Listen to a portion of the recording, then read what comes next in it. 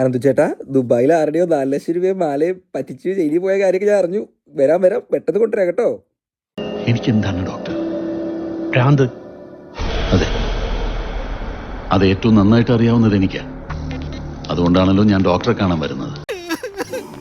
എന്റെ ആഗ്രഹങ്ങളൊന്നും ഈ ജന്മം നടക്കാൻ പോണില്ല. ഞാൻ ഇവിടുന്ന് ചാടി ചാവും. നിന്റെ അമ്മയെ കെട്ടിക്കാൻ എടാ, എന്റെ മുസ്ലിം നിനക്ക് മനസ്സിലാവും. നീ പോടാ മലേഷ്യ പോയി. എന്റെ പൊന്നടാവേ, ചുമ്മാ ഓരോ കാര്യം വിളിച്ചു പറയാതെ ബാങ്ക് ഫ്രോഡ് പറയുന്നൊക്കെ പറഞ്ഞുകൊണ്ടിരിക്കാതെ തെളിവും കൊണ്ട് വാടാ. നിന്റെ അണ്ടിക്ക് ഉറപ്പുണ്ടെങ്കിൽ ഒറ്റ തന്തയ്ക്ക് പറഞ്ഞോണ്ടാണ് നീ തെളിവും കൊണ്ട് വന്നേ. ഒന്ന് കാണട്ടെ. ഒരാണല്ല നീ, ഒരു പെണ്ണുമല്ല നീ, ഒരു നട്ടലില്ലാത്ത നായിയാണ് നീ. എടാ കുഞ്ഞ, ഞാൻ നിന്നോട് ഇവിടെ തെളിവ് ചോദിച്ചപ്പോൾ നീ അവിടെ പോയി സ്റ്റോറിയിലാണല്ലോടാ ചോദിക്കുന്ന കാര്യങ്ങളൊക്കെ. ഓട്ടോസ്പാ എക്സ്പ്രസിന് തെളിവ് ഞാൻ തരാം, സൈലന്റ് ടിക്കറ്റിന് തെളിവ് തരാം, കല്യാണത്തിന് തെളിവ് ഞാൻ തരാം, എല്ലാത്തിനും തെളിവ് ഞാൻ നിനക്ക് അങ്ങോട്ടേക്ക് അയച്ചു തരാം. പിന്നെ ഞാൻ വിവാഹ വാഗ്ദാനം കൊടുത്തത് നിന്റെ അമ്മയ്ക്കാട്ടോ. നാളെ തൊട്ട് നീ എന്നെ അച്ഛാന്ന് വിളിച്ചോണം. എന്നിട്ട് പിന്നീട് എന്ത് സംഭവിച്ചു? പിന്നീട് എന്താണ് ഉണ്ടായെന്ന് വെച്ചാല് എന്റെ കിളി പോയി സാറേ.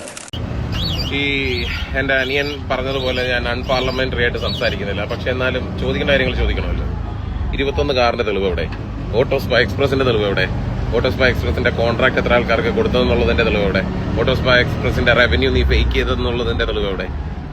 കല്യാണം കഴിച്ചിട്ടില്ല എന്ന് പറഞ്ഞിട്ട് ഇവിടെ സിഗ്മ മെയിൽ ആൾക്കാരുടെ ഇടയ്ക്ക് കളിച്ചിട്ട് കല്യാണം കഴിച്ച് ഒരുത്തനായിട്ടുള്ള നീ അതിന്റെ തെളിവ് എവിടെ? നല്ല ചോദ്യം. അടുത്ത ചോദ്യം. സോറി. ഇതൊക്കെ നീ തന്നോ? പിന്നെ ഞാൻ ഇപ്പൊ 5 മിനിറ്റ് മുമ്പ് സ്റ്റോറി ഇട്ടതിന്റെ നിനക്ക് തെളിവ് വേണ്ടത്? 2.5 മാസം അവൻ വനവാസത്തിന് പോയിട്ട് ഇവിടെ വന്നിട്ട് ഇപ്പൊ ഡയലോഗ് ഓടിക്കുക. ഞാൻ പറക്കട്ടെ കൊച്ചർക്ക.